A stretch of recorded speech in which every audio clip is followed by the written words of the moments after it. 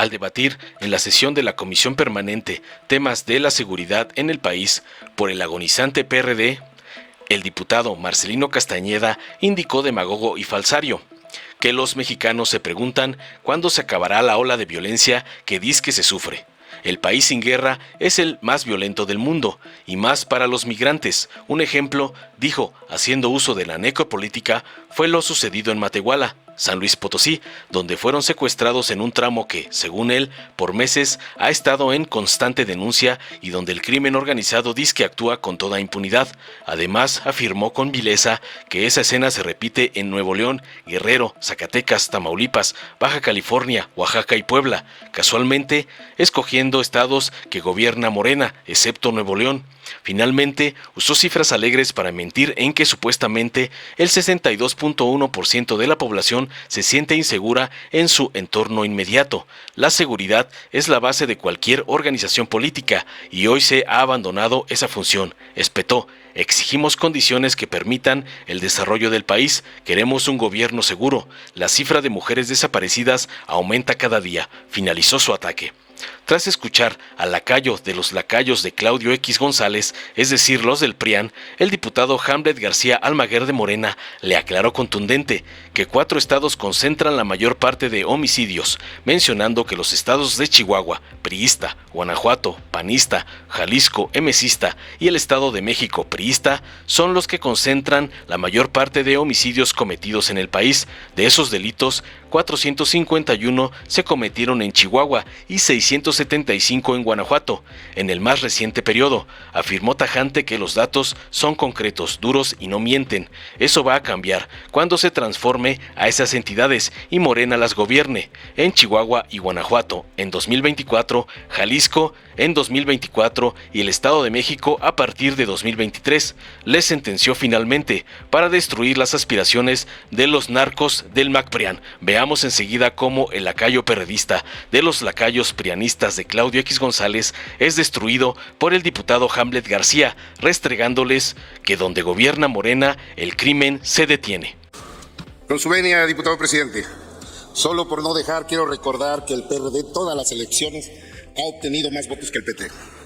Compañeras, compañeros diputados, semanas tras semana el grupo oficialista se inventa enemigos. Falsas batallas frente a imaginarios adversarios, olvidándose que ustedes son gobierno. Se dedican a generar cortinas de humo para no discutir los graves problemas que hay en nuestro país. Claramente ustedes no tienen las mismas preocupaciones que tenemos las y los mexicanos. Mientras ustedes denostan a las y los ministros para esculcar sobre sus sueldos, la ciudadanía se encuentra sumergida cada vez más en la extrema pobreza por un gobierno fallido, al que poco le importa la economía de México. Si queremos hablar de privilegios, empecemos por revisar los costosos viajes del general Sandoval. Si queremos hablar de austeridad, revisemos los gastos excesivos del inquilino de Palacio Nacional. Las y los mexicanos estamos preguntando: ¿cuándo se acabará la ola de violencia que sufrimos? ¿Cuándo dejarán de subir los productos de la canasta básica? ¿Cuándo este gobierno gobernará verdaderamente con sensibilidad y amor a este país? Desafortunadamente, ustedes, la mayoría, ustedes deberían dedicarse a gobernar. Se dedican a fabricar adversarios y al no encontrarlos se remiten al pasado y pelean contra molinos de vientos. Mientras el país poco a poco se va desmoronando y se transforma en el país que sin guerra es el más violento del mundo. México no se merece este gobierno de cuarta. Lamentablemente hoy en el país más peligroso del mundo es para los migrantes. Ejemplo de esto lo sucedido ayer en Matehuala, donde migrantes fueron secuestrados en un tramo carretero que durante los últimos meses ha estado en constante denuncia y donde el crimen organizado actúa con toda la impunidad y sin que este gobierno haga nada. Esa escena se repite en San Luis Potosí y Nuevo León, se repite en Guerrero, se repite en Zacatecas, se repite en Tamaulipas, Baja California, Oaxaca, Puebla. Los datos no mienten. 62.1% de la población se siente insegura en su entorno inmediato.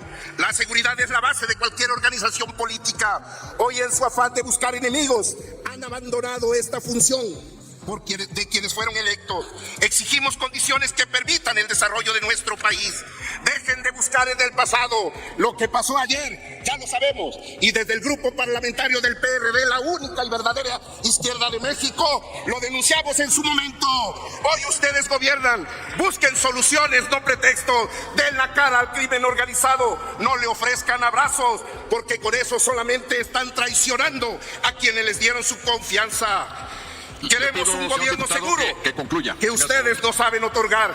Concluyo, presidente. Muchas gracias. La cifra de mujeres desaparecidas aumenta día a día sin que este gobierno les dé seguridad.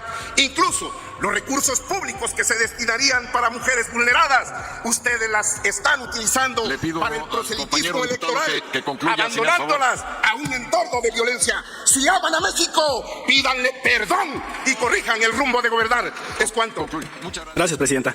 Quisiera solicitarle atentamente, después de una breve introducción, le pediría, si tiene a bien en términos del artículo 113 del Reglamento para el Gobierno Interior del Congreso General, autorizar unas mociones de ilustración en relación a diversos artículos de la Constitución de 1824 y la de 1857, que están aquí a disposición, presidenta.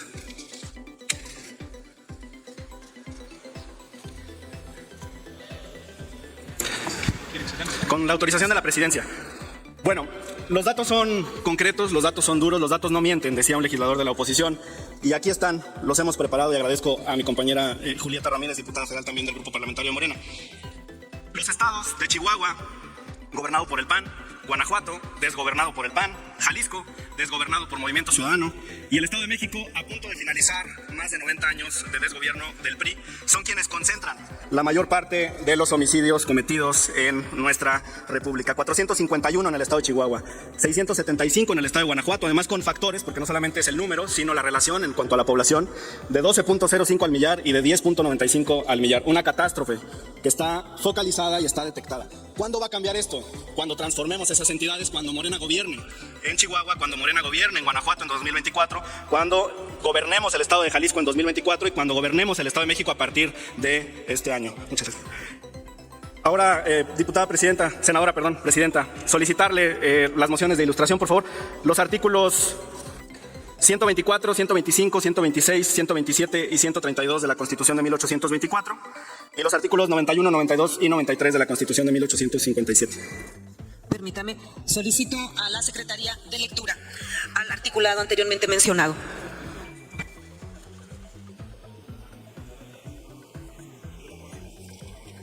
De la Constitución de 1824.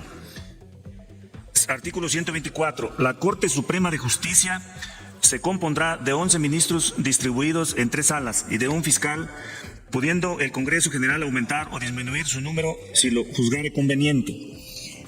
Artículo 125. Para ser electo individuo de la Corte Suprema de Justicia se necesita estar instruido en la ciencia del derecho, a juicio de las legislaturas de los estados, tener la edad de 35 años cumplidos, ser ciudadano natural de la República o nacido en cualquier parte de la América que antes de 1810 dependía de la España y que se ha separado de ella, con tal que tenga la vecindad de 5 años cumplidos en el territorio de la República. 126. Los individuos que compongan la Corte Suprema de Justicia serán perpetuos en este destino y solo podrán ser removidos en arreglo a las leyes. 127. La elección de los individuos de la Corte Suprema de Justicia se hará en un mismo día por las legislaturas de los estados a mayoría absoluta de votos. 132, por favor. 132. El individuo o individuos que reuniese más de la mitad de los votos computados por el número total de las legislaturas y no por el de sus miembros respectivos se tendrán desde luego por nombrados, sin más que declararlo así la Cámara de Diputados. Gracias, presidenta. Constitución de 1857. Artículo 90. La Suprema Corte de Justicia se compondrá de 15 ministros y funcionará en tribunal pleno o en salas de la manera que establezca la ley. Artículo 92. Cada uno de los individuos de la Suprema Corte de Justicia durará en su encargo 6 años y su elección será indirecta en primer grado en los términos que disponga la ley electoral. Artículo 93. Para ser electo individuo de la Suprema Corte de Justicia se necesita estar instruido en la ciencia del derecho, a juicio de los electores ser mayor de 35 años y ciudadano mexicano por nacimiento en ejercicio de sus derechos. Cumplida su instrucción, senadora presidenta. Adelante, diputado, continúe con su disertación. Gracias, presidenta. No hay cláusulas pétreas en la Constitución y hoy muchos se rasgan las vestiduras porque desde Morena, desde la fracción parlamentaria en la Cámara de Diputados, coordinada por nuestro compañero Ignacio Mier, se presenta la posibilidad de plantear una consulta al pueblo de México en términos del artículo 35, fracción octava, inciso B de la Constitución, para que la ciudadanía participe en el diseño del modelo para designación de las y los ministros de la Corte. Presidenta, creo que están pidiendo la palabra. Permítame un momento, orador. ¿Con qué objeto, senadora Eunice?